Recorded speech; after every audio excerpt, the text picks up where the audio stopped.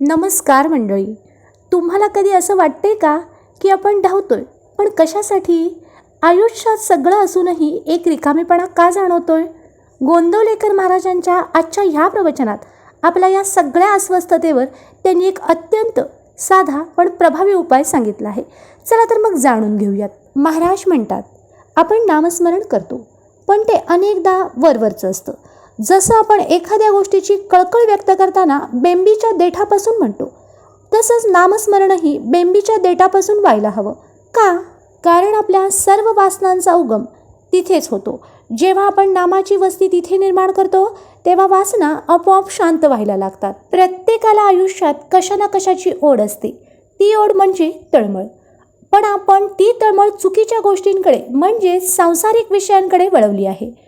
महाराज सांगतात, माणसाची खरी कर्तबगारी तीच जिथे तो वासनेची तळमळ भगवंताकडे वळवतो.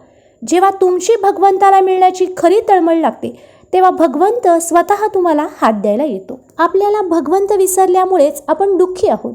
म्हणून नामस्मरण करणे हे ज्ञान होण्याचे लक्षण आहे. जसं आपण जगातल्या प्रतिष्ठित व्यक्तीची भेट घेण्याआधी चौकशी करतो, तसं भगवंताची ओळख करून घेण्यासाठी आपल्याला प्रेमाचा अभ्यास करावा लागेल. दुसऱ्याच्या चुका न पाहता मी भगवंताचा होण्यासाठी काय करू शकतो हा विचार करणे हेच खरे आत्मज्ञान आहे. आजपासून आपणही प्रयत्न करूया. वासनेच्या मागे धावणारी ही ऊर्जा नामस्मरणाद्वारे भगवंताकडे वळवूयात. तुम्हाला आजचा हा विचार कसा वाटला हे कॉमेंट्समध्ये नक्की सांगा आणि लिहायला विसरू नका. श्रीराम जय राम जय जय राम. जर तुम्हाला ही माहिती उपयुक्त वाटली असेल तर व्हिडिओला लाईक करा आणि शेअर करा तुमच्या मित्रपरिवारासोबत.